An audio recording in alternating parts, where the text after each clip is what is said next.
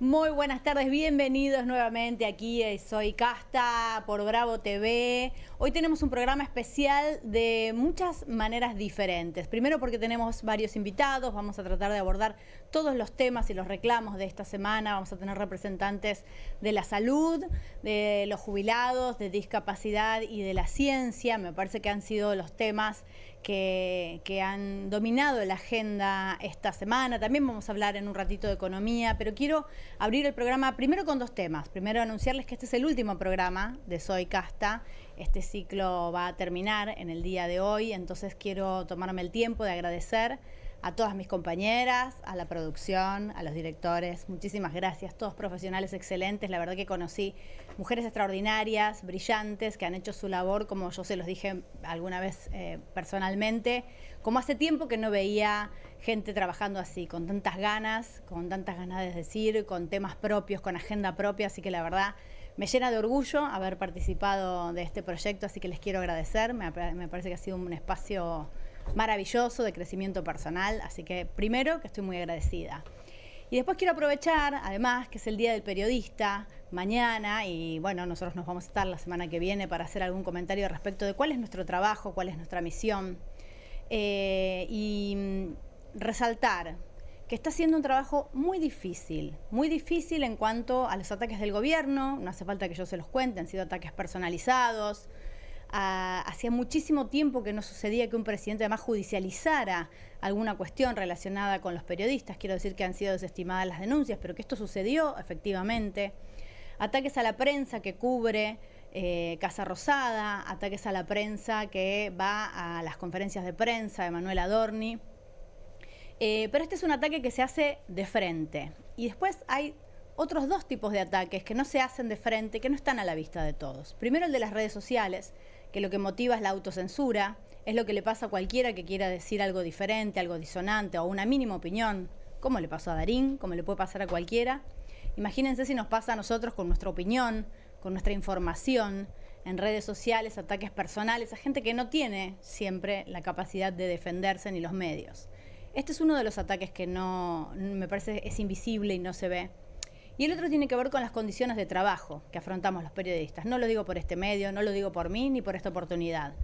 El Día del Periodista es un día que se celebra hace muchos años, y hace muchos años que las condiciones de trabajo de todos los periodistas vienen empeorando.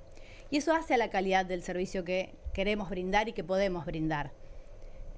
No solo hay caras visibles que cobran fortunas en los canales de televisión, hay cronistas en diarios barriales, comunitarios, un montón de gente haciendo investigaciones y poniendo el cuerpo, que no cobra un cuarto de lo que cobran las 3 o 4 caras que ustedes pueden ver en la televisión. Y ese trabajo es valioso y es imprescindible, y ese trabajo se está perdiendo, así como pasa, y hemos escuchado toda la semana, con lo que cobran los médicos del Garrahan. ¿Cuánto creen ustedes que gana un periodista y cómo creen que puede vivir un periodista? ¿No es cierto? ¿Y qué calidad de información puede brindar si además de que no le alcanza para vivir, está amenazado permanentemente? Entonces me parece que esto es algo que tenemos que pensar y aprovechar el Día del Periodista, además de celebrar, de festejar que podemos trabajar de lo que nos gusta, de lo que queremos, y recibir algún halago y alguna felicitación, y si querés alguna virome de alguna empresa que nos mande, pensar y reflexionar sobre esto y ponerlo también de cara a la sociedad, porque nosotros a veces nos ocupamos de informar y de contar cuál es la realidad que viven otros trabajadores, muchos otros trabajadores, sin poder contar muchas veces cuál es la nuestra. Y la nuestra en este momento es igual que las de ustedes. Así que yo le voy a dar la bienvenida a mis compañeros. Vamos a arrancar un programa como hemos hecho todas las noches, tarde noches, aquí en Bravo. Bienvenida, Verónica González, buenas tardes, ¿cómo estás? Hola, ¿qué tal, Carmen? Sí, y sumo que la realidad salarial que vivimos todos los periodistas nos obliga a tener muchos trabajos, y eso también va en detrimento de la calidad del trabajo que podemos hacer y de un montón de cosas, ¿no? De nuestros vínculos, de nuestra salud, de un montón de cosas. El CIPREVA hizo una encuesta en relación a las condiciones en las que trabajamos los periodistas, y es bien interesante recorrerla y observar este tipo de situación que vivimos los periodistas, ¿no? Me parece que está bueno también visibilizarlo. Y vos hablabas también esto de lo valioso de la labor de investigación y pensaba también en cómo se vincula con las redes sociales y con lo poco que se chequea la información, ¿no? Y cuánto se desvaloriza ese trabajo de investigar, de chequear, de buscar fuentes, ¿no? Me parece que... Desde ya. Que Bueno, analizarlo. todo se precariza, se achica y se hace con muchísimo menos recursos que los que se necesitan para hacerlo de la mejor manera, con excelencia. Gabriela de Lelisi, buenas tardes. Hola chicas, hola a todos y a todas, ¿cómo les va? Bueno, suscribo a cada una de las palabras que dijeron chicas. Estaba por hablar también del pluriempleo, pero así que me ganaste de mano, por supuesto, y eso muchas veces se suma a que estas condiciones de trabajo se dan en la indignidad que uno tiene que pedir que por favor le paguen, ¿no?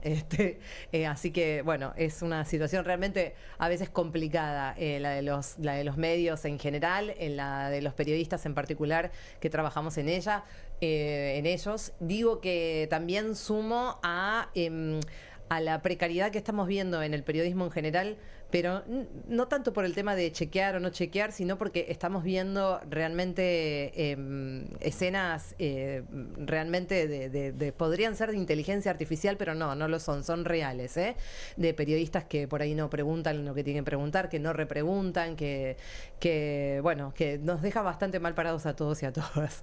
Así que me sumo a todos los periodistas que laburan y que laburan muy, muy en serio, sabiendo qué es lo que quieren comunicar, sabiendo qué es lo que quieren decir, incluso aunque estén parados desde una vereda y que lo puedan decir, eso no es problema, para mí. Digo que cuando muchas veces se habló del periodismo militante para un lado o para el otro, es fantástico entender desde dónde habla cada uno. El problema es cuando te venden el periodismo de independencia, el periodismo objetivo que queda a las claras que no lo es. Así que feliz día para todos los periodistas, amigos, colegas, los que no son tan amigos, y ojalá que podamos tener en algún futuro no tan lejano condiciones un poco más dignas y que no tengamos que trabajar 18 horas por día. Y a disfrutar de aquello que nos hizo elegir ser periodistas, ¿no? Porque es una profesión tan linda que nos hace aprender de tantas cosas y conocer tantas historias, y ¿no? Pero ¿quién te manda? Te diría Lemoyne, ¿te hubieras hecho algún curso? Sí,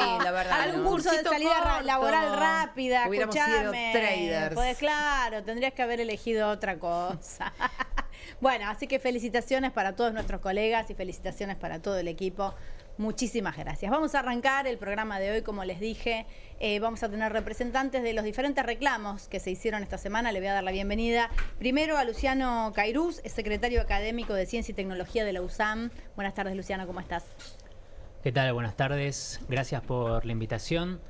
Un gusto estar acá luego de un año muy convulsivo en la universidad, y el actual, el vigente, que no va a entregar menos que el año pasado. Se está agudizando todo en la ciencia y tecnología también, y en particular en la escuela de la que soy parte y la que formo parte de la conducción del centro de estudiantes, que es la ciencia y tecnología. Se enlazan ambas problemáticas, así que muy agradecido con la oportunidad de poder venir acá para poder difundir las acciones que tengamos, la situación que tenemos, y bueno, muchas gracias y un saludo a todos los demás. Bueno, ahora vamos a desarrollar, ahora nos vas a contar en profundidad, vamos a hablar de todos los temas. Está también con nosotros Mirta Tundis. Bienvenida, Mirta, ¿cómo estás? Qué tal, placer Carmela. Tenerte, bienvenida. Qué lindo estar acá con ustedes. Bueno, muchas gracias, bienvenida. Y Josmar Flores, bienvenido, Josmar, ¿cómo estás? ¿Qué tal? Gracias por la invitación. Representante de licenciado en bioimágenes, trabajador del Hospital Garrahan. Bueno, estos han sido los principales reclamos de esta semana, en esta movilización multitudinaria, que como hemos visto en varias oportunidades, cuando hay mucha gente, por suerte el aparato represivo se contiene y fue realmente sin incidentes. Y nos preguntamos mucho acá en el programa, después le quiero preguntar a cada uno de ustedes, además de su cuestión particular, cuando en algunos medios se cuestionaba si esto no era ensuciar las luchas, ¿no? Ensuciar la lucha particular, meter la ciencia con los jubilados, con los médicos, ¿no? Si no era encimar temas que no tenían nada que ver. ¿Qué opinan ustedes? Sobre todo se dio en relación a Ni Una Menos, ¿no? Que decían cómo mezclar. ¿Por qué ir todos juntos? Claro. A mí me parece bien porque es un reclamo generalizado, es el demostrarle al gobierno todos los sectores que están reclamando y no que se diluya cada uno por su lado. Están sufriendo. Por eso está el dicho, la unión hace la fuerza. Para mí me parece acorde siempre que se pueda presentar, dirigirse con respeto como lo han hecho, que no hayan sectores que se infiltren para generar accionares que uno no está de acuerdo. No hubo, la verdad que la manifestación no hubo. Por eso digo, la verdad que a mí he escuchado a muchos periodistas decía que no era necesario que estén todos juntos. ¿Por qué se mezclan todos juntos? ¿Por qué se mezcla? A mí me parece que es lo justo, que todos los sectores, que el gobierno vea que hay problemas en todos los sectores, no en uno solo. Y además el lema de la marcha del otro día fue justamente unir las luchas, esa es la tarea.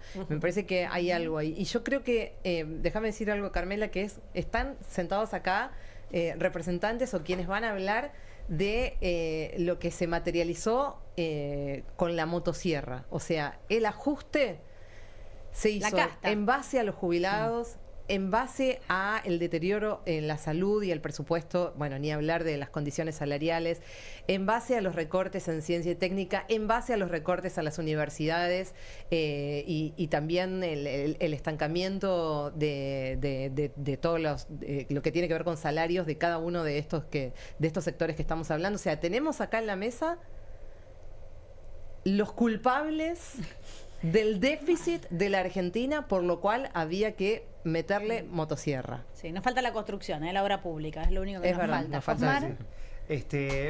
No, lo de la movilización que unía a todas las luchas, digo, es algo totalmente necesario. En buena hora sale y bueno, hacerlo junto con el Ni Una Menos o con los jubilados es transversal a todo.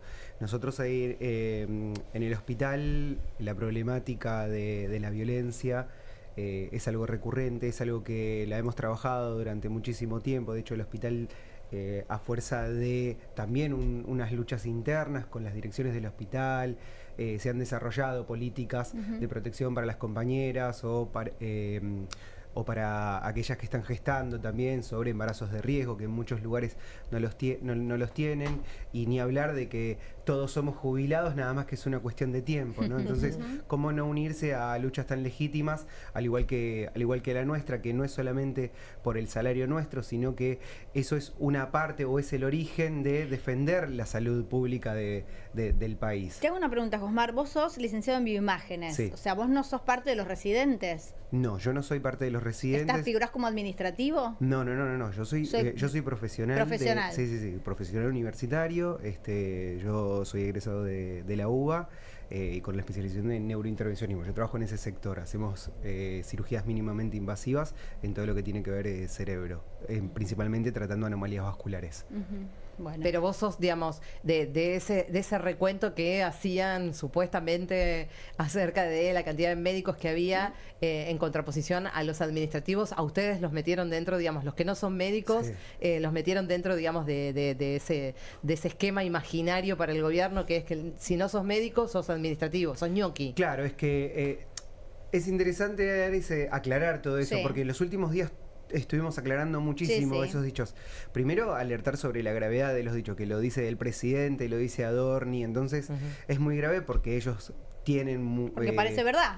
Sí, claro. Primero porque parece verdad y después porque tienen acceso a la información y saben claramente que es mentira lo que están diciendo. Claro, pero también acceso a la información tiene toda la población, en donde cualquiera de los que están del otro lado de la pantalla pueden googlear Anuario 2024, o sea, hablando de gestión totalmente Milei, de la gestión libertaria, en donde ahí se especifica dentro de su propia gestión que el 70% de la conformación de los trabajadores del hospital realizamos tareas asistenciales y solamente un 20% es del tramo logístico, y de ese 20% menos de la mitad son administrativos. Claro. Entonces yo creo que ningún hospital podría sostenerse con la cantidad que ellos dicen de personal administrativo. Entonces nosotros tenemos que reforzar con la verdad, alumbrar sobre lo que dicen ellos. Claro que pero recordemos algo que sucedió. Las enfermeras, que son las que más están cercanos a todos los enfermos, que en la gestión de Rodríguez Larreta lamentablemente las consideraron administrativas. Siguen siendo administrativas. Siguen siendo consideradas administrativas. Entonces decimos, en un hospital se necesitan enfermeras, obviamente, porque el médico recibe la información ¿de quién? De la enfermera. ¿Se necesita mucama? Y sí, obviamente, se necesitan las mucamas para higienizar, desinfectar y demás. ¿Se necesita el personal de maestranza? Y sí, porque hay que arreglar el edificio, alguna problema eléctrico, lo que fuere. El personal administrativo, y sí, porque hay que llevar adelante los papeles, las historias clínicas. Entonces, la verdad que es aberrante. Sí, los ciudadanos que tienen un poco de pensamiento sano y no se dejan llevar por las narices, saben lo que significa el Garrahan, saben lo que significan todos los hospitales públicos. Desde ya. Y decir que el director del Hospital Posadas renunció hoy, ¿no? Ah, mira, era otro de los hospitales que estaba reclamando. Exacto, que de hecho, si no hay novedades, el 10 habría un paro. Están esperando a ver si los convocan a una mesa de diálogo. Luciano, te queremos escuchar también. Bien, sí, no, estaba escuchando muy atentamente lo de la salud. Me interpela bastante también por el lado de que, aparte de estudiar en ciencia y técnica, yo estoy estudiando la carrera de física médica y trabajo actualmente reparando equipamiento en hospitales.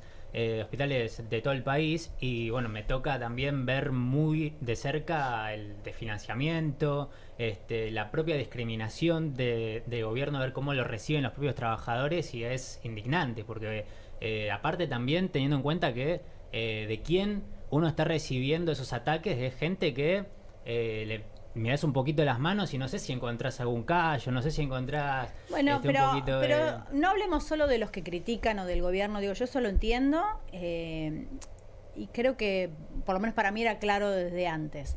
Ahora, dentro del Garrahan, dentro de los jubilados, dentro de los estudiantes, debe haber mucha gente que votó a Milei, que apoyó este gobierno, que vio en este gobierno algo quizás diferente.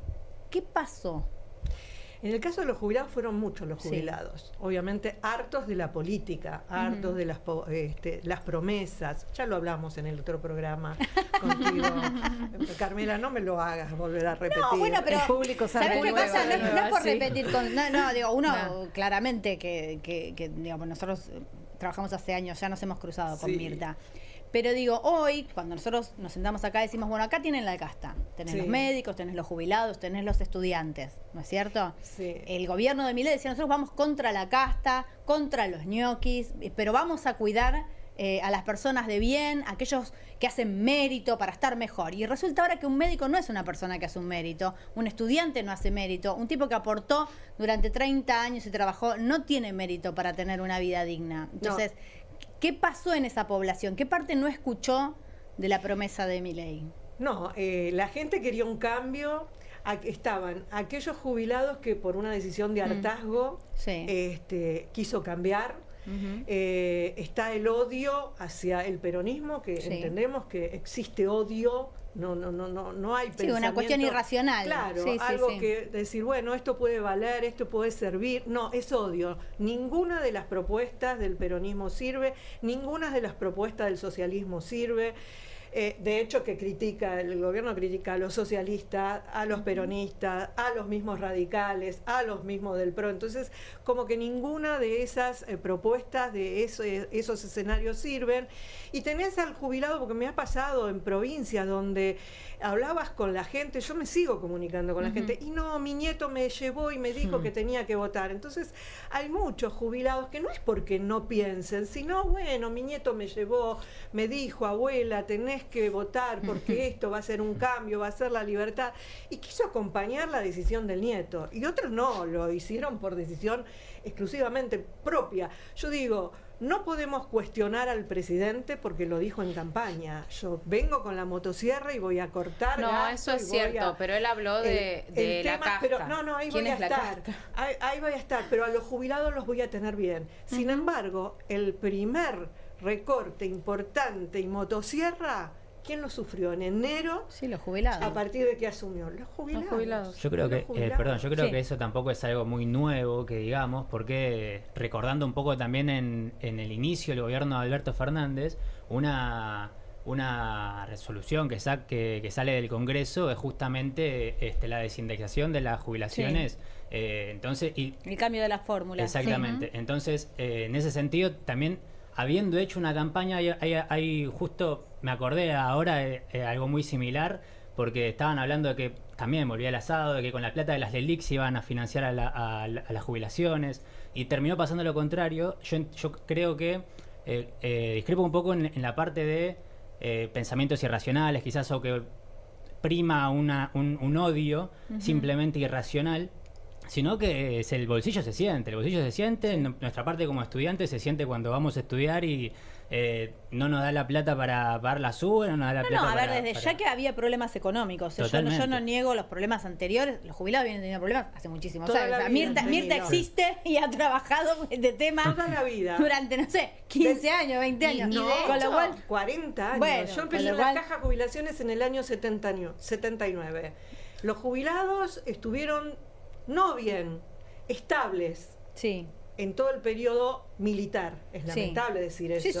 Sí, bueno. Pero no había aumento de jubilaciones, no había aumento de los alimentos. A partir del momento, en la década de los 80, que tenemos la suerte de que vuelva la democracia, allí comenzó todo el desastre para todos los jubilados. Y si uno va a analizar y va a la historia de todos los jubilados, en la década de los 80 comenzaron los grandes juicios de jubilados. Ahí empezó el reclamo. Juicios Nadie eternos, dice además. que Alberto, por el contrario, ¿por qué me fui de la política?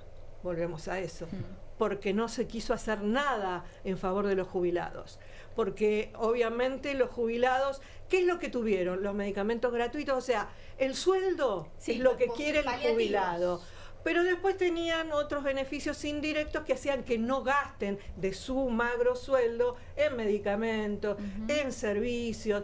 Tenían posibilidades quizás de viajar en otros gobiernos, de tener una excursión a Embalse o a Chapalmalal, viajes gratuitos, que hoy no tienen nada. Hoy no tienen nada de eso. Ese es el tema, pero mal siempre. Yo pienso que este argumento de, bueno, siempre estuvimos mal, digamos, en relación a los jubilados, en relación a los salarios, en relación a las personas con discapacidad también, es un argumento que se utiliza mucho y que lo escuché mucho en la sesión de diputados. Y yo digo, bueno, está bien que digan que siempre estuvimos mal, pero el punto es, te votamos a vos para que hagas algo. No, el argumento de estuvimos mal siempre no va, porque con ese criterio nunca vamos a avanzar a poder estar un poco mejor. Y yo también pensaba en esto de, bueno, ¿por qué lo votaron? Ahora, ¿cómo está la situación ahora en relación a la gente que todavía banca este modelo a pesar de la motosierra furiosa sobre las personas que no eran lo que entendíamos como casta? Porque es cierto que Milei dijo lo que iba a hacer, es cierto que Milei habló de motosierra, pero también habló de la casta y él definía la casta como la casta política. No fue coherente con lo que está haciendo ahora, porque los que más tienen se la siguen llevando en pala. En ese sentido pregunto, apoyándome en lo que está diciendo Vero, escuchaba los otros días a algunas compañeras tuyas, Josmar, del Hospital Garraham, que discutían con algunos periodistas y con algunos funcionarios y le decían, bueno, lo que pasó, ahora está este gobierno aquí y qué es lo que están haciendo. Y también muchas de tus compañeras decían, y te lo pregunto en todo caso para ver si lo puedes confirmar, si es así, que este es el peor momento de los, digamos, si bien siempre hubo algunas dificultades, este es el peor momento del Hospital Garraham. ¿Esto es así? Sí, totalmente. Pensemos que hoy el hospital está funcionando con el mismo presupuesto que hace 2 años. Claro, entonces eso nunca pasó. Desde que no se aprueban en el Congreso, esa dificultad sigue pasando. Hoy, en estos días se estaba discutiendo también sobre el presupuesto y que salga una ley particular para el financiamiento nuestro, y parte de la Cámara de Diputados se levantó y se fue, no dio quórum. Entonces no es solamente Milei, sino que hay gente dentro del Congreso que también colaboran en el financiamiento del hospital. Entonces es una situación que nosotros hoy ya llegamos a un límite. Hoy el hospital está en una rebelión interna con todos sus trabajadores adentro. Entonces, si no somos nosotros quienes tomamos en nuestras manos la defensa de nuestros pacientes, la defensa del presupuesto del hospital, quién lo va a hacer, porque las autoridades del hospital, tanto las direcciones como el Consejo de Administración, que es el ente que administra todo el hospital, son puestos a dedos por el Ministerio de Salud. ¿Los directores son nuevos? ¿Arrancaron con este gobierno los directores actuales? No. Arrancaron en sus puestos como directores, pero son médicos que ya estuvieron ya están dentro del hospital, son médicos de carrera del hospital. ¿Y qué relación están teniendo con ellos? No, cierran la puerta totalmente. Nosotros no están teniendo diálogos ni siquiera con los directores actuales. Nosotros tenemos este conflicto precisamente porque no nos atienden nunca, no nos atendieron nunca. Ellos son directores del hospital, trabajaron, son médicos, conocen específicamente su funcionamiento, con lo cual no hay argumentos que los tuerza. Entiendo que no te dicen nada, pero a alguien le deben comentar. ¿Cuál es la postura? No, hay un hermetismo total. Hay un hermetismo total. Ellos solamente son la correa de transmisión de Lugones. De hecho, el último consejo que estuvo fue eyectado de su puesto de trabajo porque nos dio un bono de 500.000 pesos. Recordarán a fin de año del año pasado. Bueno, el hospital es un hospital autárquico, es autónomo, puede manejar sus propios fondos a discreción y el Consejo de Administración es quien lo maneja. Los bonos históricamente fueron dados al personal del hospital porque es producto del cobro de las obras sociales, de las prestaciones que nosotros mismos hacemos. Entonces, nosotros cuando decimos que estamos defendiendo la salud pública del Hospital Garrahan, también estamos defendiendo parte de la privada, porque hay muchas prestaciones que no se hacen en las clínicas privadas, pues son muy costosas. Entonces nosotros tenemos la tecnología médica y los profesionales para hacerlo y prefieren pagar las obras sociales. Entonces, si nosotros dejamos de hacer esas prestaciones, aún pagando no se va a poder realizar. Bueno, una de las cosas que yo intentaba explicar también cuando hablan de personal administrativo es esto. Cuando vos tenés un servicio, una cobertura, una obra social o una prepaga, que no son lo mismo, y vas a un hospital público, ese hospital público tiene la posibilidad de cobrarle a tu obra social o a tu prepaga ese servicio. Tarde, mal, por nomenclador, con un montón de peros, pero algo recupera ese hospital de esa prestación que brinda. Por eso también el Garrahan es referencia para cualquiera que no tenga un mango, pero además sostiene, como vos decís, prestaciones que algunas obras sociales y algunas prepagas no pueden brindar. Total. El Garrahan funciona como todo un engranaje y ahora quiero polemizar con esto que decían de los administrativos. Por ejemplo, para hacer un trasplante hepático no solamente intervienen los cirujanos, las instrumentadoras, las enfermeras que tienen el cuidado posterior de ese chico, los médicos de terapia, sino que también intervienen los administrativos que se encargan de la logística de las obras sociales, los administrativos que se encargan de la gestión con la Casa de las Provincias para que los padres y los familiares se puedan quedar, las docentes del jardín que cumplen una tarea fundamental de asistencia y de educación para los hijos de las trabajadoras del hospital. Seguramente en algún tipo de esas de intervenciones hay una madre que tiene su hijo en el jardín y eso es una victoria nuestra que nosotros tenemos, porque además dentro de todo se trata de respetar lo que los mismos pediatras del hospital dicen, que es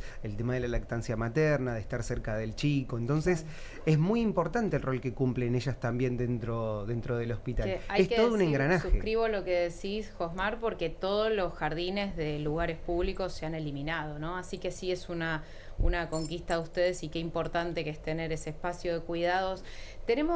Vos hablabas de Mario Lugones, lo escuchamos hablar muy poco, ¿no? A Mario Lugones no suele hablar. Hizo unas declaraciones polémicas que las tenemos los cortes, sí, dale. Bueno, te dejo hablar. No, al contrario, todo lo contrario. ¿Es sustentable provincializar el sistema de salud para las provincias? Porque acá han pasado recién algunos gobernadores importantes. Es sustentable en la medida en que uno deje de ser hipócrita y diga la verdad. Hay cosas que se pueden hacer y cosas que no se pueden hacer. No se puede generar, si la gente paga impuestos, no se puede inventar a gente que, por mejor que una... A ver, el populismo tiene que desaparecer y no se puede decir que todo el mundo tiene derecho a todo. Esto es una mentira. Esa mentira hay que dejarla de lado, hay que tener el coraje de decir que nos estamos mintiendo y que eso no es así. Cuando empecemos a depurar el sistema, las cosas van a ir cambiando y va a ser mejor. Tiene que ser mejor. ¿Pueden o están las condiciones dadas en Argentina para que bajen los precios de los medicamentos? De hecho, Bueno, no todo el mundo tiene derecho a todo. No se puede tener derecho a todo, dice el ministro, y cuando todos dejen de tener derecho a todo y de exigirlo, vamos a estar mejor. Esa es la parte que no explica. Me hace acordar a Patricia Bullrich, ¿se acuerdan? Con una filosofía muy interesante, basada en el ser humano, pero que ya la vamos a entender. Y hay que depurar el sistema, ¿no? Y depurar el sistema del populismo, ¿no? De creer seguramente que todos... él tiene derecho a todo. Y sí, y algunos tienen derecho a todo, pero no todos pueden tener derecho a todo. Esta es lo que piensa el ministro, el mismo ministro que no entiende por qué si alguien tiene un familiar discapacitado o discapacitado no va a pagar el peaje, que tiene que ver una cosa con la otra, y que además es problema de las familias si han tenido algún inconveniente. Es que es muy perverso lo que dice. Yo coincido en que hay que pagarlo de alguna manera. El Estado está para administrar precisamente todos esos impuestos que ingresan. El tema es que no habla de la casta real, como prometió eliminar el presidente. No habla de los megaempresarios con los subsidios como Galperín, no habla de los subsidios en otros lugares que no debiesen estar. Entonces, sí, la CIDE, el avión, el F-15, el F-14. ¿Qué avión compramos? Sí, el F-16, mira, es el chico sabe. Lo que es el joven. El Garraham, ¿no depende también del gobierno de la ciudad?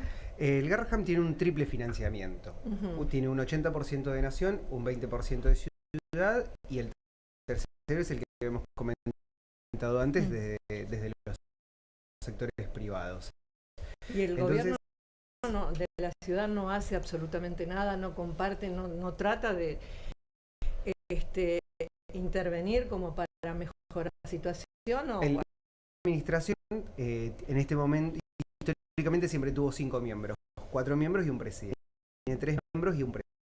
Uno de esos consejeros es Oscar Pérez, que está atornillado hace prácticamente no lo vemos dentro del hospital.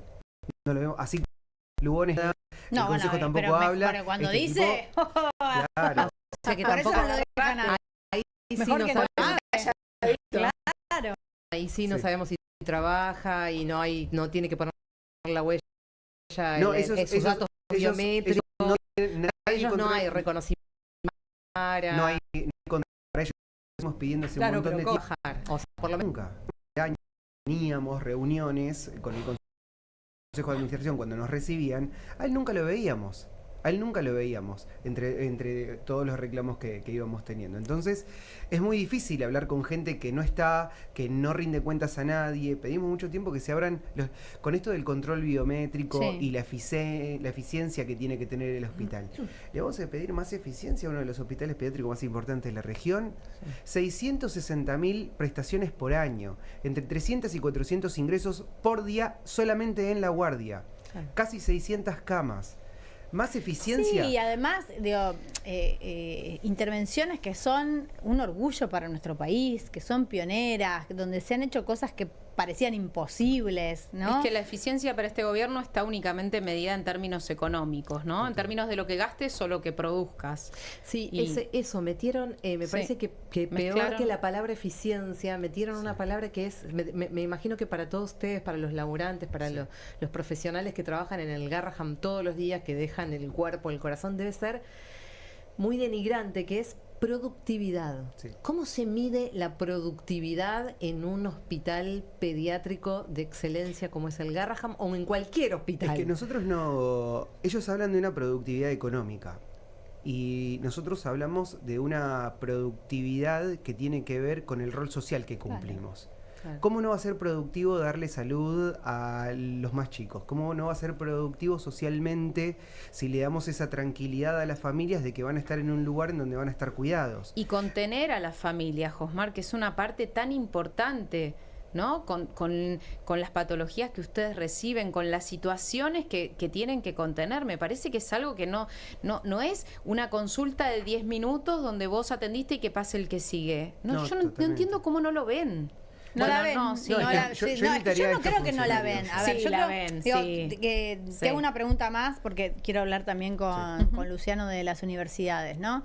Lo que se intentó en un principio, además de la cuestión administrativa con el Garraham, es teñir todo de reclamo político, ¿no? Bueno, acá está la política atrás y hay un montón de nombramientos y de ñoquis. Hay curro y política, ¿no? En el Garraham. Yo creo que es la primera oportunidad en la que no lo logran, digamos, ¿no? De todos los reclamos que viene habiendo desde que inició este gobierno, es la primera vez que se topan con algo que claramente para la sociedad, digo, más allá de lo que haya de real o no, en los otros casos, logran instalar siempre que, bueno, mira, la universidad algo hay que revisar, hay que auditar, porque yo no sé si trabajan del todo, digo, la sociedad no vio esto en el Garrahan, no vio ni política ni ñoquis.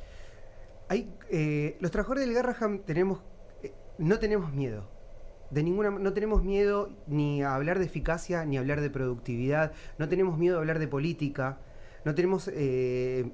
nosotros hacemos política y nosotros no lo vamos a negar, pero nosotros hacemos una política sanitaria, no hacemos una política partidaria. Nosotros defendemos la salud pública.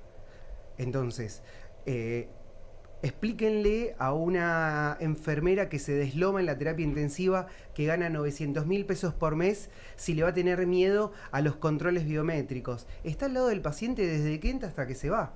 Sí. Nosotros no tenemos miedo a las auditorías, que es otra palabra, que auditen el Garrahan. Nosotros no tenemos la plata. La plata se la llevan las empresas tercerizadas, la plata se la lleva la Fundación Garrahan, que no da explicaciones de dónde están las plata de las tapitas, que todo el mundo junta. A que auditen, nosotros no tenemos ningún problema. ¿Quieren intervenir en el hospital? Que lo intervengan. El hospital, desde su constitución, está intervenido por este Consejo de Administración que responde directamente al ministerio. De este señor que no viene a trabajar. Exacto, entonces nosotros no tenemos miedo ni a la productividad, ni a la eficacia, ni a la eficiencia, ni a los controles, ni a nada de eso. Que vengan, hacemos política sanitaria. Y cuando te hablan, lo mismo pienso, ¿no? En las universidades, que no existen, que quién va a ir, que por qué abrieron tantas. No. Es un disparate. A ver, creo que por parte del gobierno ya es costumbre, ¿no?, escuchar datos falsos, como por ejemplo los 900 administrativos, que era exactamente la mitad, una cantidad de barbaridades totales. En la universidad sucede, hay muchos aspectos muy similares con lo que pasa con la salud pública, por ejemplo. Con el tema de los ñoquis también. A ver, nosotros en la universidad tenemos, sí, hoy los estudiantes, los docentes, los trabajadores no docentes, que sin los trabajadores no docentes no podríamos sostener ninguna universidad.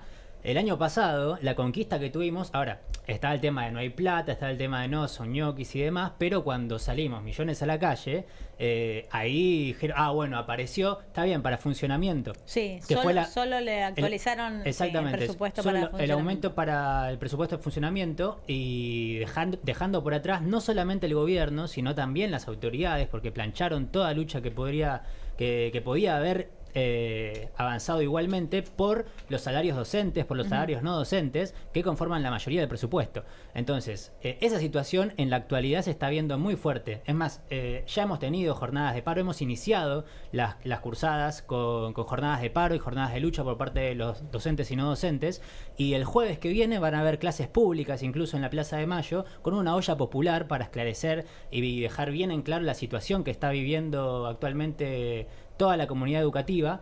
Y bueno, también se habló, otro argumento contra las universidades públicas era la cantidad de extranjeros.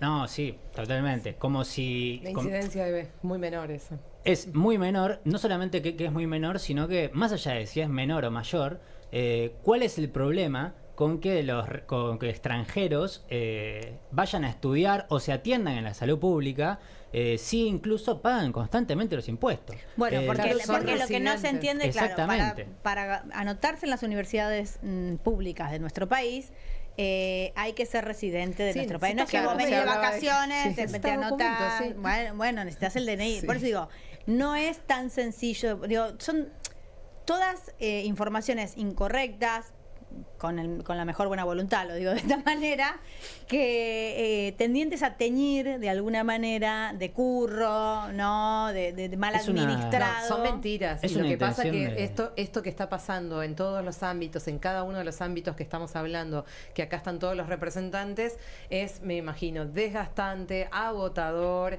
estar todo el tiempo sabiendo que hay que salir a desmentir justamente esta sarta de mentiras, porque además lo que está pasando es que ya cada vez que te dicen algo, que te revolean esos números ridículos de esas contabilidades imaginarias que tienen, ya sabés que hay que ir a chequear porque sabés que es mentira. Es tan desgastante esto. Y a propósito, uno de los argumentos, un caballito de batalla que estamos viendo cada vez que tienen la posibilidad en el Congreso, en diputados y en el Senado de avanzar con algún proyecto de ley, como por ejemplo de la recomposición, aunque sea mínima para los jubilados, el presupuesto universitario, siempre piden de dónde lo van a sacar. Y ustedes en la UNSAM hicieron un proyecto. Sí, a ver, eso es una discusión que está en todos los planos, en todos los sectores, el tema de la plata, ¿no? Porque con lo que primero te atacan es con que no hay plata, como por ejemplo con los jubilados, que ahora ya salió Milei a decir que iba a vetar en caso de que salga la ley. El muy leve aumento que se logra hacia los jubilados, y el tema de que no hay plata. A ver, Argentina produce, es un país que produce, es un país muy rico, plata hay. El tema es que hay que ver en cada una de las situaciones a dónde se va esa plata, de dónde se están recortando. Por ejemplo, una de las principales cuestiones fue con el tema de que volvieron a poner el impuesto a las ganancias, que se mal llamado impuesto a las ganancias, impuesto al salario, pero con bienes personales quedó todo planchadito. Exactamente. Entonces, no solamente el tema de que sí hay plata, sino de a quienes les estoy dejando de sacar plata y a quienes les estoy sacando más plata, jubilados, estudiantes. En el tema de la UNSAM, por ejemplo, ahora hay algo muy instalado, que es el tema de las reformas, los planes de estudio, que es algo que cerró Capital Humano junto con el CIN, con todas las autoridades de las universidades.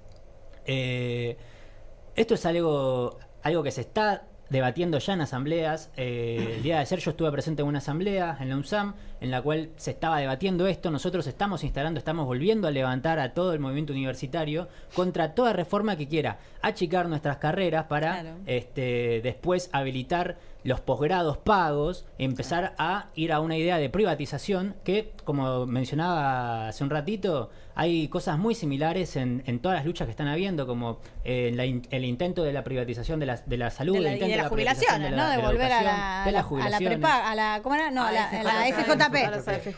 Luciano, ustedes el 28 de mayo presentaron un proyecto ante diputados, ante la Comisión de Educación de Diputados. Contanos un poquito más en qué consiste ese proyecto y cómo fue recibido, ¿no? Porque la verdad es que cuando uno avanza y se informa sobre ese proyecto, dice, bueno, ¿y qué va a pasar con esto, no? ¿Cómo lo tomaron? ¿Si lo van a tratar? ¿Si van a avanzar en alguna de esas reformas que ustedes proponen? No pareciera que vayan a avanzar con nada ni parecido. Nada. Yo creo que es muy complicado y casi imposible, no recomendable para nada tener una confianza en que avance algo por buena fe, por buena voluntad por parte del gobierno, en que se avance en algún proyecto que pueda llegar a favorecer un poco a algún sector, para nada. Y un ejemplo muy claro es lo que sucedió recién con jubilados. Lo de la aprobación en la Cámara de Diputados recientemente para el leve aumento de los jubilados surge a raíz de la constante presión en las calles de los propios jubilados, no a raíz de una buena fe. Con la universidad pasó lo mismo. Nosotros tuvimos que salir a la calle para poder garantizar el aumento en el presupuesto de funcionamiento, y ahora va a tener que suceder otra vez lo mismo y vamos a una tercera marcha universitaria federal. Mirta, volviendo a esto, ¿no? A esta ley que tiene media sanción en diputados, que se va a tratar en senadores, a lo que dijo Milei del veto, a lo que sucedió la vez anterior, cuando además él trató de héroes a aquellos que votaron en contra y se fueron a comer un asado, ¿no? Que es lo que no puede comer una persona con 340.000 pesos. Aquella vez pareció no tener costo político, todo lo contrario, por eso se los pudo felicitar a aquellos legisladores que habían votado en contra. ¿Vos crees que estamos en el mismo lugar? Yo creo que estamos en un lugar intermedio. O sea, mucha gente o muchos jubilados que lo dicen, yo lo voté, pero la verdad la estoy pasando mal. Primero quiero aclarar, no es un aumento. Esto es una compensación Aumento había sido... Claro. Todos decimos aumento. Sí, bueno, es una manera coloquial, yo te entiendo, pero sí. Pero, ¿por qué digo esto? Lo aclaro nada más. Porque este 7,2% o 6% que establece es la diferencia de lo que no recibió en marzo del año pasado. Recordemos que en lugar de dar el 20%, un poco más del 20% que había sido la inflación de enero, en marzo dio un 12%. Entonces lo que hace es compensar, lo que están reclamando es esa compensación. Y vamos al bono. Sí, si el bono de 70.000 pesos congelado. Claro, si hubiese recibido como correspondería los aumentos por inflación, hoy estaría en 112.000 pesos. Se llegó a 110.000. Había de 105, de 110, de 115. Sí, bueno. Pero en realidad es una compensación de lo que... ¿Y cuánto debería, o sea, de verdad la compensación sería nada más que un 7 más un bono de 100? Claro, es lo que dice el proyecto, es nada más. Lo otro sí. No, este proyecto, pero digo, si no se hubiera congelado, ¿cómo si no se hubiese congelado el bono, estarían 112.000 pesos. 112.000. Siguiendo la inflación. El otro proyecto que bien explicabas vos, que hubo 8, creo que eran 8 de los contrarios. Los héroes. ¿Sí? Los héroes eran los que habían aprobado y uno de ellos había participado del armado de ese proyecto y aprobaron el veto. En realidad, hoy por hoy se van a jugar mucho aprobar el veto. Digamos, se veta, primero igual tiene que ir al Senado. Una vez ya sabemos que el proyecto el decreto de veto ya está armado. ¿Qué puede pasar? Bueno, veremos qué es lo que hacen diputados. Si diputados confirma, rechaza el veto, pasa a senadores. Te voy a tocar un tema delicado. Sí. A ver, quiero saber tu opinión, ¿no? Porque hablamos acá de todos los argumentos que se usaron para tratar de casta a los médicos del Garrahan, a los estudiantes de las universidades públicas. Y a los jubilados no se los trata de casta, pero lo que se dice es que los jubilados están como están porque se jubilaron muchas amas de casa. Bueno, en realidad el sistema está muy deteriorado, es cierto, pero no es que se jubilaron muchas amas de casa, es un trabajo que no está registrado, no está legalizado, es un trabajo invisible. Quienes hacemos cosas en la casa y quienes lo sabemos perfectamente. Hijos, lo sabemos. Pero discúlpame una cosita, Mirta, te hago una consulta. Entran dentro porque, por ejemplo, mi vieja se jubiló.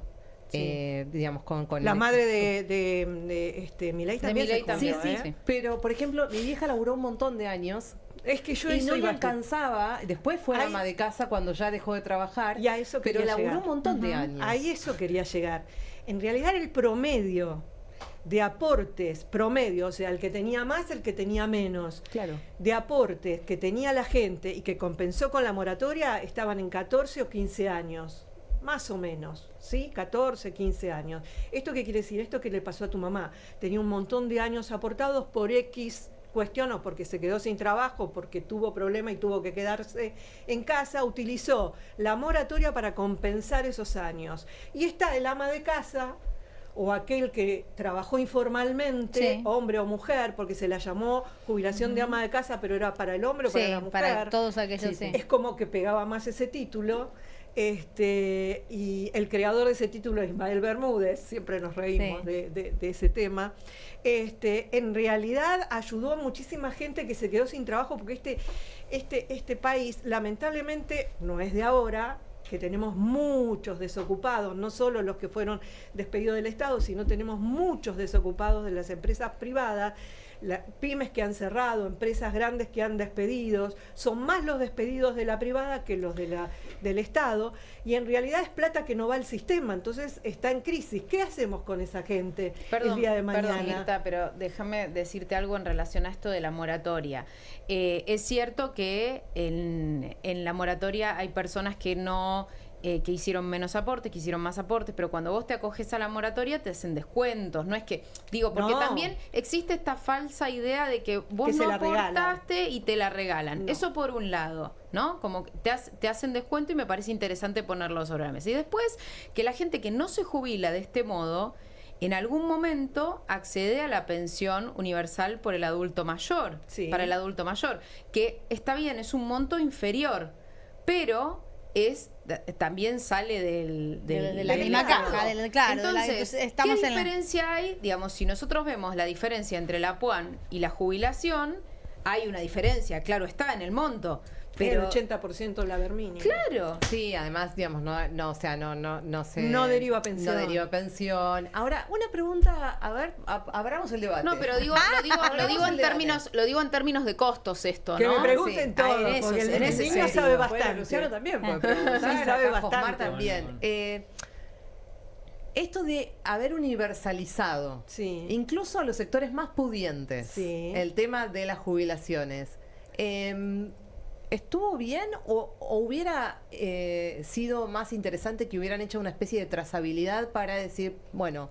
El famoso, si tenés 2 autos y una casa en Punta del Este, por ahí no te toca. ¿A qué te referís? ¿A la moratoria? Al tema sí, bueno, puede ser por el tema de la moratoria o a la jubilación. Por ejemplo, la jubilación de amas de casa. Hablo de la otra época, la época del kirchnerismo. No es así. O sea, la primera moratoria, que estuvo vigente a partir del 2005 hasta el 2007, que después se prorrogó nuevamente, estamos todos de acuerdo que fue una moratoria muy benévola, porque era en pesos, o sea, todas son en pesos, pero monto fijo hasta cancelar la deuda, entonces se iba licuando mes a mes y teníamos inflación de más.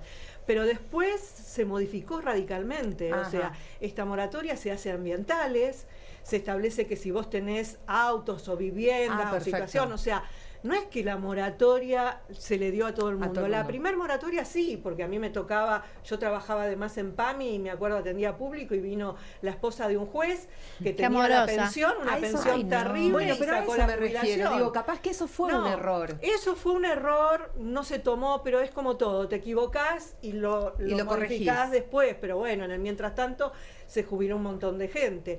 Pero después las moratorias, estuvo Bocio al frente del ANSES, eso fue modificado automáticamente, se hacían ambientales, si vos tenías viviendas, si vos tenías negocios, si vos tenías autos de últimas marcas o nuevos, claro. Nuevos, no se te daban, o tenías muchos gastos en la tarjeta de crédito, se hacían cruces, no se le daba la moratoria, se le daba solamente a las personas que realmente no estaba, por ahí que tenías una casa o tenías un auto viejo, sí, pero se le daba a esas personas, estaba dirigido a esas personas que compensaban años o que tenían la posibilidad de completar los 30 años. De hecho, en este último periodo no es tanta la gente que se ha jubilado por moratoria, porque la mujer en sí, si no tenía años después del 2008 o no tenía hijos para compensar por tareas de cuidado, lamentablemente no se podía jubilar porque no llegaba a los 30 años.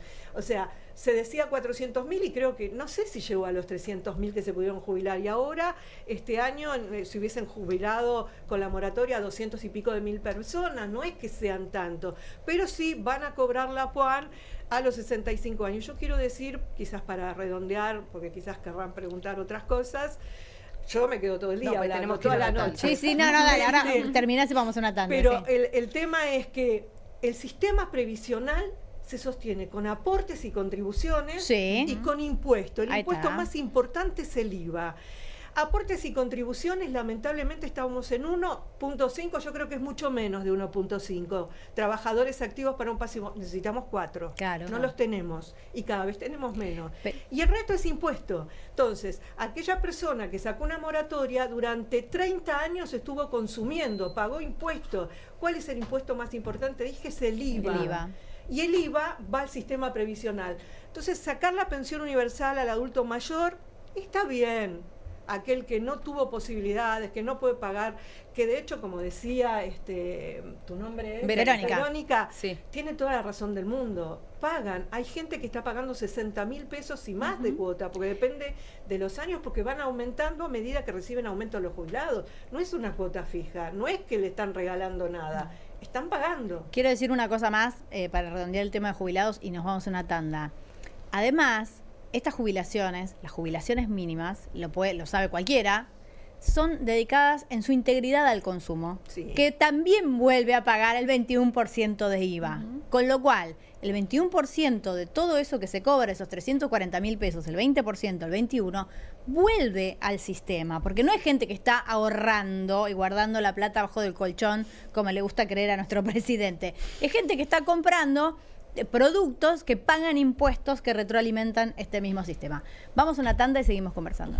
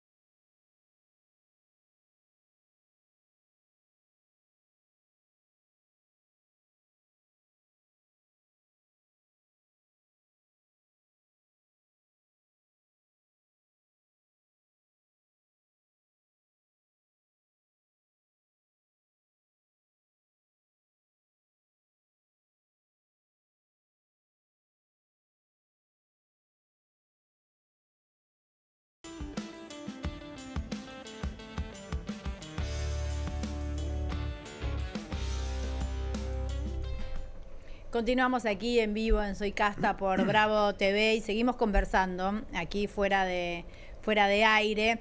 Me decía Vero que respecto de la situación de los jubilados, ¿se dijo algo del episcopado?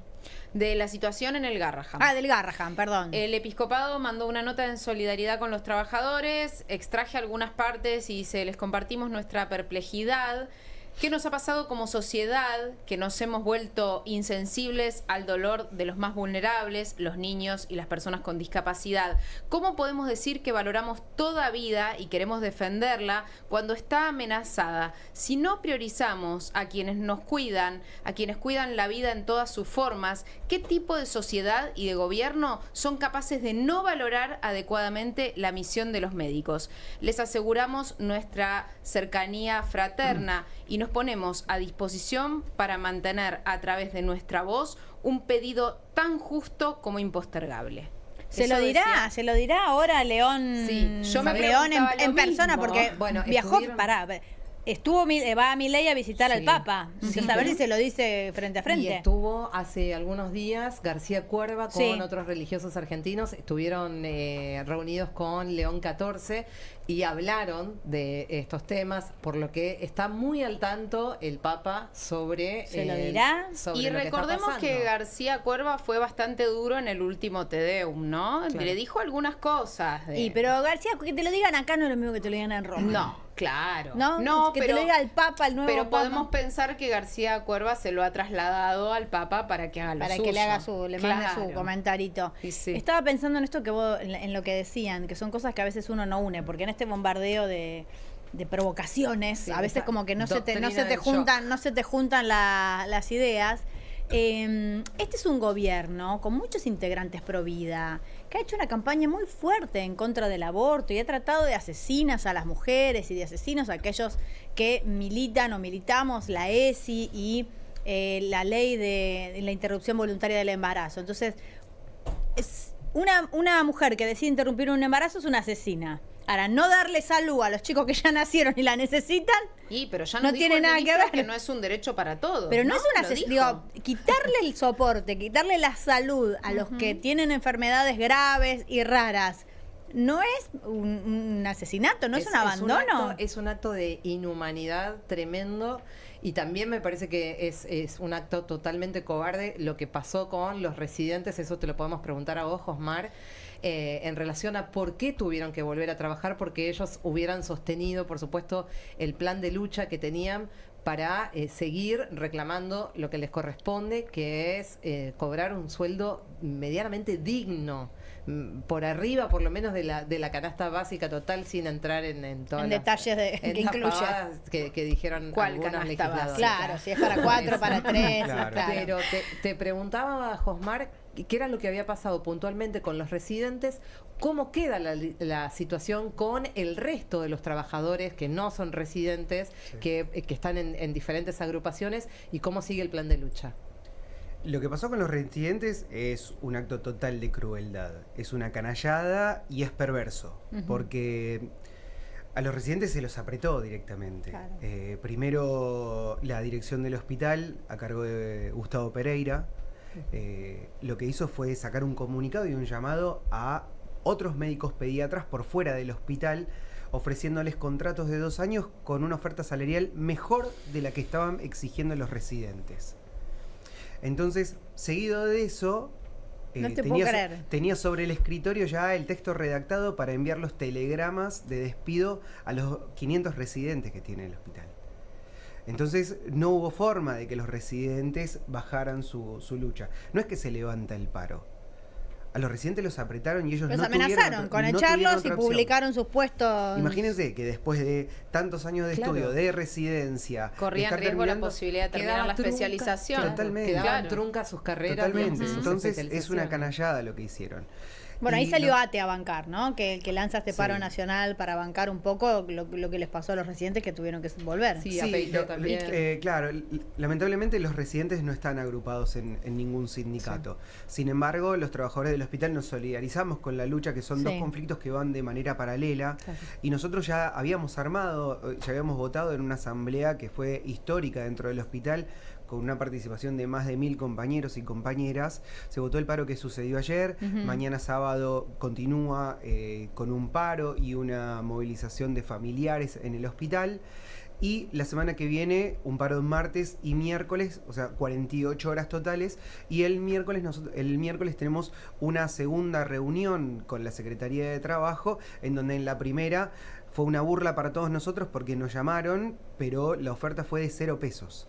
Es cierto que primero que eran funcionarios de tercera y cuarta categoría los que atendieron en esta reunión, y que además les preguntaron, les dijeron, póngannos, háganos un resumen de qué es lo que piden, cuéntenos qué es lo que está pasando. O sea, ni siquiera los funcionarios que los atendieron tenían idea de cuál era el reclamo, cuál era el conflicto. Sí. Esto es así. Sí, digamos, citaron a los 4 gremios que están dentro del hospital y...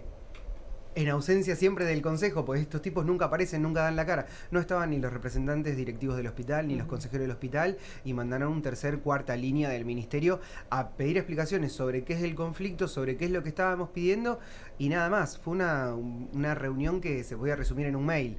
No, claro. no fue más que eso. Claro, cuéntenos lo que está pasando, qué es lo que están pidiendo. Lee los diarios, era claro, la respuesta. Eso, por el contrario, al efecto que querían causar, en el hospital eso generó muchísima más bronca. Por eso estamos llevando adelante este plan de lucha, no es solamente unos paros. ¿Y en qué queda, Es que por ahí, Josmar, querían causar eso, ¿eh? Ojo. ¿En qué queda la conciliación obligatoria? ¿En qué quedó, digamos? El gobierno cree que a través de decretos, a través de conciliaciones obligatorias puede resolver la conflictividad social. Y no es algo que solamente nos pase a nosotros en el Garraham. Entonces, por más conciliación obligatoria que haya, ya, le explotó el posada. Los enfermeros, los administrativos, los médicos, los residentes, ninguno llega a fin de mes. Entonces, esa conflictividad no se resuelve a través de una conciliación obligatoria a los sindicatos. A los sindicatos, digamos, no, eso lo resolverá el marco legal, etcétera, que a nosotros nos escapa, nosotros no sabemos sobre eso, pero sí sabemos que no podemos pagarle la educación a nuestros hijos, nos cuesta llegar a fin de mes, hay que pagar impuestos, hay que pagar servicios, hay que pagar alquileres. Entonces, a nosotros también nos dio mucha bronca los dichos de Lilia Lemoyne hace unos días, en donde vos por tu vocación tenías que someterte a cualquier tipo de pago que estaba por debajo de cualquier cosa. Entonces, nosotros elegimos nuestra profesión por vocación, pero nuestra vocación no va a pagar el alquiler.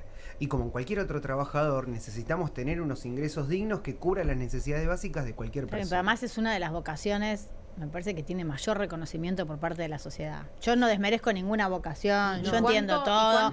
Lilia estudió efectos especiales después de los 30 años, pero digo, una sociedad sin especialistas en efectos especiales puede sobrevivir. Digo, creer que ser médico es el sueño bohemio de algún trasnochado es bastante ridículo.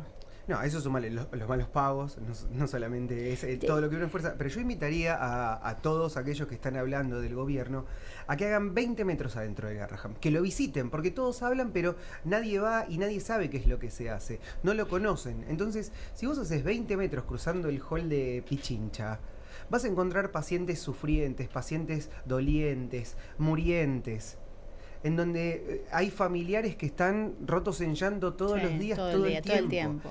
Entonces eso no solamente para nosotros tiene un costo en nuestra salud también. En nuestra salud mental, en nuestra salud física, que se ve reflejada todo el tiempo. Entonces, a su vez, del reclamo de recomposición salarial, también necesitamos un régimen que contemple la insalubridad que conlleva la atención de estos pacientes. Sí, desde ya. Te pregunto, esto es más personal, ¿no? Sí. ¿Cómo te sentís vos? Porque digo, no solo te pagan mal, no solo trabajás en estas condiciones muy difíciles donde yo sé que los médicos siempre ponen un poquito más de sí de lo que deberían poner. Te acusan de ser un loco que eligió una carrera bohemia, y además tenés que empezar a poner la cara en los medios para que algún trasnochado también crea que te puede insultar por redes sociales o cosas así. ¿Cómo lo llevas? Bueno, lo de los haters es algo nuevo para nosotros. Por redes sociales siempre nos están buscando. Hay alguien que se toma el trabajo de buscarte por Instagram. Claro. Y te dice, ¿cómo dijiste semejante barbaridad? Y etcétera. Pero nosotros nos sentimos raros porque venir acá a explicar lo que hace... cómo está el conflicto es raro, es algo que es ajeno a nosotros. Claro, por eso. Pero, sin embargo, nos sentimos con mucha fuerza y nos sentimos contentos. ¿Por qué? Primero porque nosotros, a pesar de estar en huelga, seguimos llevando adelante nuestra tarea. La semana pasada, en mi servicio, hacemos tratamientos endovasculares para curar el cáncer de retinoblastoma. Teníamos programados 3 cirugías que después de oftalmonco nos dijo que esos 3 chicos después de la restadificación no tenían muestras de secundarismo, entonces no lo hicimos porque esos chicos se pueden dar de alta. Hoy hicimos una angiografía digital con un chico con una malformación arteriovenosa que también le dimos de alta porque ya no tiene consecuencia de su enfermedad. Seguís teniendo tus éxitos personales. Exacto. Y además, en lo colectivo, eso es lo personal, y en lo colectivo estamos unidos como equipo de salud. Yo te iba a decir eso, que eso se nota, la unión de ustedes y también la solidez del discurso. Es muy fuerte eso, porque uno ve por ahí en otros conflictos, en otras situaciones de conflicto, lo difícil, lo que le cuesta a las personas salir a hablar y lo complejo, y por ahí incluso algunas grietas internas, ¿no? Y en el caso de ustedes se ve un discurso sólido, unificado, que la verdad que es admirable cómo lo llevan, ¿no? Sumado a todo el trabajo que hacen y que vos bien contás y que no dejan de hacerlo. La solidaridad que están teniendo también de parte de la mayoría de la población es muy importante. Pobre los jubilados, ¿no, Mirta? Son los que despertaron menos apoyo, o los que costó más que la sociedad salva. Como que estamos acostumbrados de tantos años de verlos pagar el pato, ¿no? A los jubilados, porque digo, con el Garrahan explotó, me parece que fue el límite. Los universitarios tuvieron su marcha masiva y hasta que no los gasearon 2 o 3 miércoles seguidos, no aparecieron los hinchas de los clubes, por ejemplo, para llenar la plaza. Es triste la situación de los jubilados, primero porque la gente joven, no lo tomen a mal, por favor, la gente joven Hablale más cerquita. No toma la dimensión de lo que es un jubilado. Él lo decía al principio, ahora son jóvenes pero todos van a ser jubilados. Bueno, no piensan en que todos van a ser jubilados. Yo he recorrido mucho las calles porque, bueno, cuando trabajaba en el canal salía a hacer nota y veía más la conexión entre los niños muy chiquitos de colegios primarios que sí estaban con sus abuelos y le daba ganas de agarrarle las manos, pero el adolescente le costaba horrores, tomaba distancia, le tienen miedo a las arrugas, le tienen miedo a la vejez. Y para los gobiernos, para todos los gobiernos, los jubilados son un gasto, no son una inversión. Y vos dijiste algo muy bueno, el jubilado tiene plata y la gasta, la vuelta al consumo. Toda, no le queda un peso. No le queda nada. Y cuando tenía la posibilidad de hacer un viaje, que ese es el mejor remedio que puede tener el jubilado, porque la sonrisa es el mejor remedio del alma. Para la salud. En realidad no tomaban medicación para el estrés, ni para la depresión, ni mucho y viajan menos. Por el país. El jubilado la deja acá. El jubilado la deja acá. Iban y compraban pastelito, un regalito para el nieto, para sí, esto. tal cual. No llevan al colchón la plata, ni hacen un plazo fijo, ni compran acciones, ni nada por el estilo. No invierten, no compran dólares. Y la verdad que es eso lo triste, que todos, especialmente los economistas, toman, y cuando escúchenlo, es un gasto que tenemos de seguridad social, nunca hablan de una inversión. Y ahí Mirta también pensaba, lo pienso todos los miércoles, porque los jubilados y las jubiladas que tendrían que estar tranquilos en sus casas, tienen que salir a movilizarse con el riesgo de que los gasen y con las dificultades que tienen muchas veces para movilizarse, ¿no? Por dificultades físicas, por dificultades de todo tipo. Y económicas, hay que pagarse el pasaje para llegar al Congreso. También. Es tremendo. Es tremendo. La verdad que tendrían que estar disfrutando de todo, digamos, de poder descansar, de poder hacer lo que tienen ganas de hacer, de poder, como vos decías, viajar, y tienen que ir a movilizarse con el riesgo que implica la policía represiva de Bullrich, que acá yo pensaba cuando venía el caso del policía de Facundo Aguilar Fajardo. Hace un rato la ministra dio una conferencia de prensa hablando de cambiar, voy a cambiar un poquito de tema porque me indignó.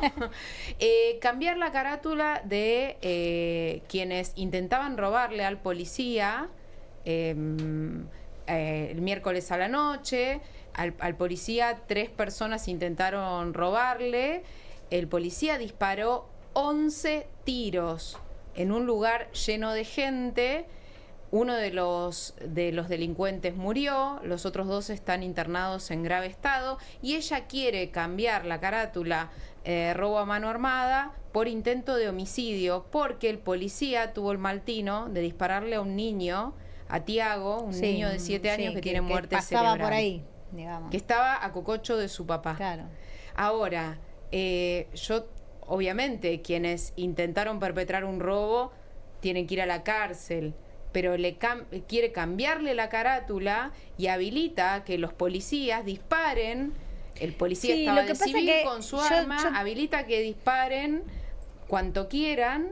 Me parece que pero lo habilita desde el discurso, pero yo te entiendo, claro yo creo que el problema es que estos discursos habilitan estas situaciones de violencia con un ministerio que dice que los va a proteger. No es la situación del que le disparó a Pablo Grillo. Yo quiero decirles que no hay nada que pueda hacer la ministra para proteger un mal desempeño, y que también las fuerzas de seguridad actúan como actúan porque no están capacitadas, porque les pagan 2 mangos, porque las capacitaciones son malas, porque se supone que alguien que es un profesional de la fuerza tiene que estar mínimamente entrenado para no descontrolarse. Es un policía de 21 años, ya sabes de civil con un arma. Pero por eso digo, así como un médico no se puede desmayar si ve sangre, porque sabe qué es lo que va a suceder, un policía no se puede desmadrar si sabe que lo van a provocar en una manifestación o si lo van a asaltar, porque sabe qué es lo que va a suceder. Digo, es como una formación mínima y básica que tampoco le están dando, me parece. No, por eso no le quito culpa. Yo creo que lamentablemente todos estos policías que envalentonados por este discurso de protección van a pagar las consecuencias, ellos personalmente, lamentablemente, porque no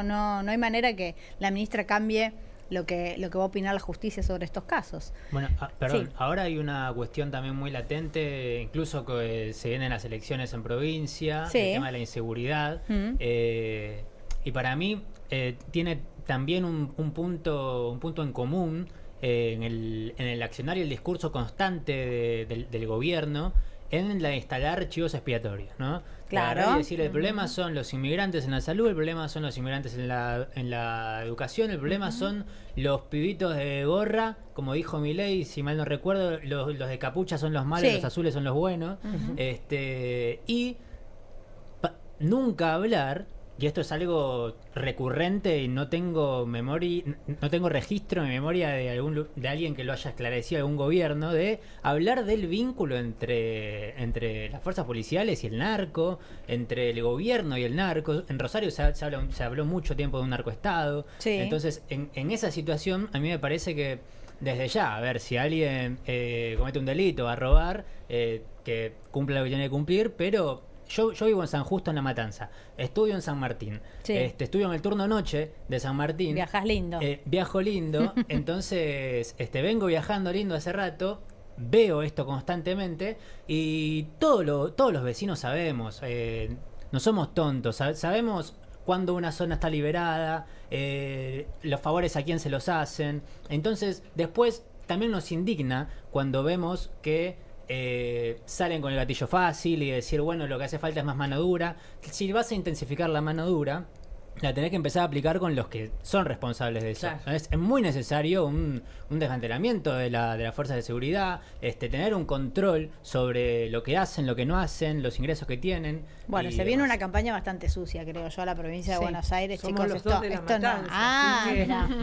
Bueno, la situación. No va a estar fácil la matanza. No va a estar fácil la matanza. Claro. Esta campaña va a ser bastante difícil. Pero bueno, tenemos un país dividido donde el gobierno nacional se desliga de los gobiernos provinciales que no son afines a la nación, y lamentablemente quienes pagan los platos rotos son los ciudadanos, siempre, porque no tenemos protección, porque si vos ves que está desbordada la provincia, vos tenés medios como para estar ayudando a controlar y demás si es que no alcanzan los efectivos. Bueno, como se hizo siempre, como se hace cuando hay una emergencia, como se hizo en Rosario cuando no encontraban cómo parar la situación. Lo de Rosario igual tuvo altibajos. No es lo mismo la cantidad de policías que tiene la ciudad de Buenos Aires con respecto a la provincia de Buenos Aires que el AMBA que es heavy, como se dicen los chicos. La verdad que es terrible y no se tiene ayuda, pero quienes pagamos los platos rotos somos los que vivimos en provincia, lamentablemente, y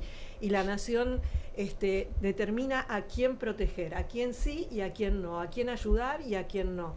Y es lamentable eso, que no pensemos que un presidente tiene que gobernar para los 40 y casi 7 millones de argentinos, lo hayan votado o no lo hayan votado, porque si realmente es una buena gobernación, esos que no lo votaron, la próxima lo van a apoyar, porque van a decir, la verdad, está gobernando para todos y no para un sector. En lo que decía Luciano recién acerca de los vínculos de la policía y de y la política con el narcotráfico, que flaco favor está haciendo este gobierno en relación a tratar por lo menos de desarticular todo ese entramado que sabemos que existe, haciendo estos blanqueos que no hacen más que favorecer el crecimiento del blanqueo de guita de los narcos. Está clarísimo, eso lo tenemos, la guita negra. Digamos, nadie piensa que va a haber gente blanqueando guita, digamos, que la tiene abajo del colchón. El proyecto de ley de inocencia fiscal, ¿te referís, Gaby? Presunción de inocencia, pero ahí no era reparación de los ahorros. No, pero ahora le pusieron de inocencia fiscal. Hoy salió a hablar de eso. Hoy salieron para el 28 de diciembre, que es el Día de las Inocentes. Digamos, claro, ¿quién es expert? Además, ¿por qué lo ponen a él, que es un diputado en Casa Rosada, a comunicar un proyecto? Y además, esto que acabas de decirlo vos, Luciano. No, bueno, de público conocimiento, no sé, hace un par de años que salió el financiamiento por parte de un narco a la candidatura de José Luis Espert. Exactamente. Bueno, vamos a una tanda y seguimos conversando.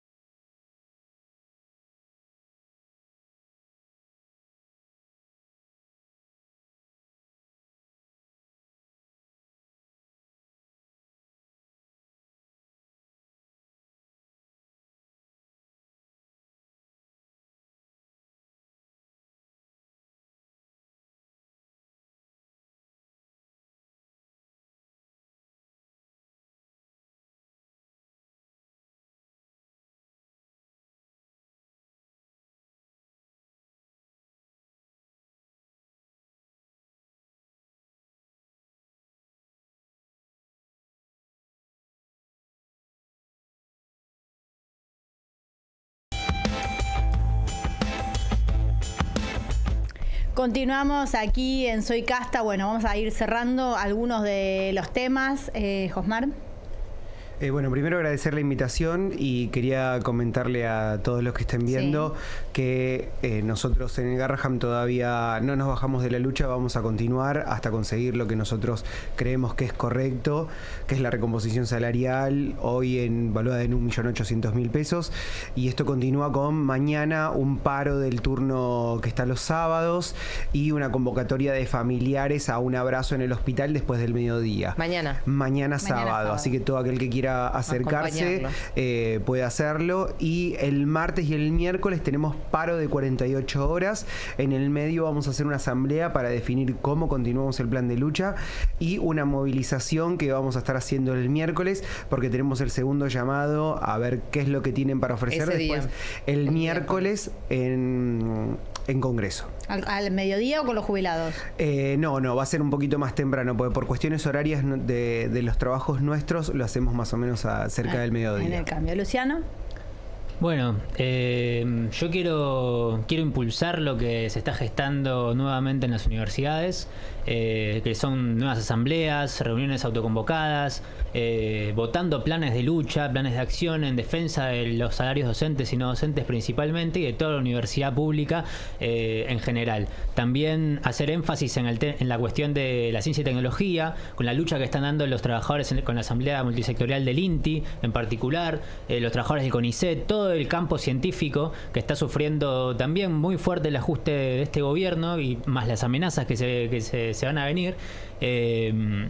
Y bueno, llamar a toda la audiencia, en particular estudiantes, docentes, no docentes, toda la comunidad educativa, a que imitemos el accionar, nuevamente, el accionar del Garrahan, de los jubilados, que es totalmente admirable su lucha, y ir muy de frente contra este gobierno, superar a todas las burocracias por parte de los sindicatos, de la CGT, los centros de estudiantes también que estén cooptados a las autoridades o a distintos colores políticos, poder superarlos con estas asambleas y estos planes de lucha para llegar y triunfar, como bien decía el compañero Garrahan. Gracias, Luciano, por haber venido. Gracias, Mirta. No, gracias. Solamente decir que los diputados y senadores, cuando llegue el veto, piensen muy bien qué es lo que van a hacer.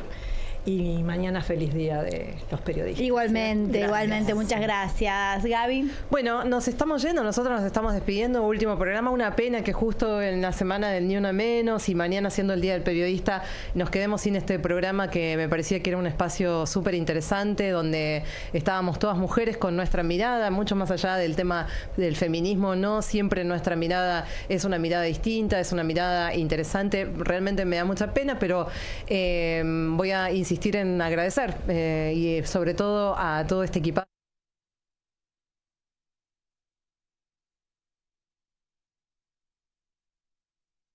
Técnica, a Laura Baljas y a Ornella Flores, que son nuestras productoras hermosas y bellas y talentosas mujeres. Y gracias por haber compartido todo este tiempo con ustedes, Carmela, con Vero, con todas las chicas, con Felicitas, con Jimena, con Patri, con Solana, con todas. Gracias, porque encontré un grupo de mujeres maravillosas, talentosas y muy valientes. Así que gracias, y por supuesto a ustedes que nos miraron todos los días, muchísimas gracias. Gracias, un placer, Vero.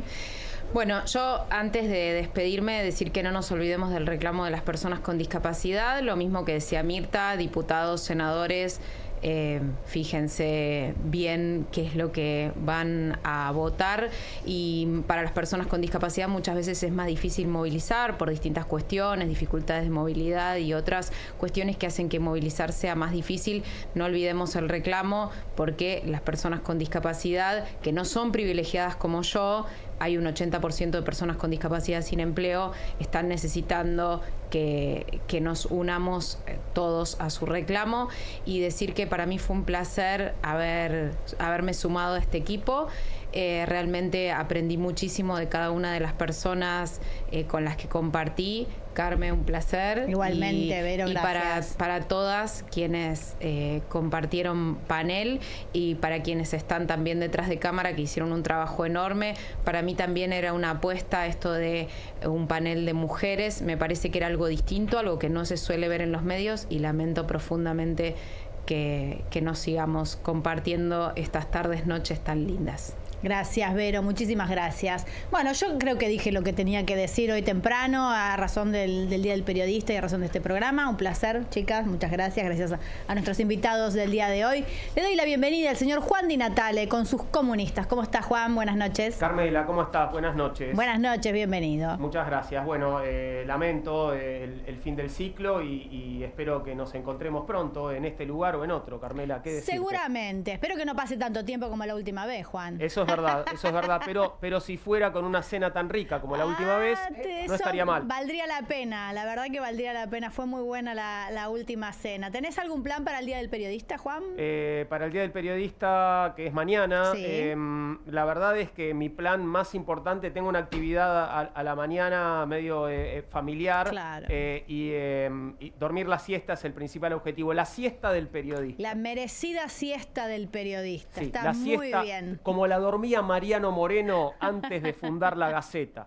Así Está voy a muy dormir bien. mañana. Para hacerle honor a la profesión, me parece Exactamente. excelente. Voy a tratar de hacer lo mismo si mis hijos me dejan. Sí, dejen a mamá, Dejen a mamá, dormir a chicos, que mamita. es el Día del Periodista. Por favor. Voy a usar ese argumento a ver si funciona. Eso. Bueno, buenas noches, buen programa, Juan. Te mando un beso muy grande a vos y a todas tus compañeras. Gracias, Carmela. Gracias. Buen Abrazo, fin de buenas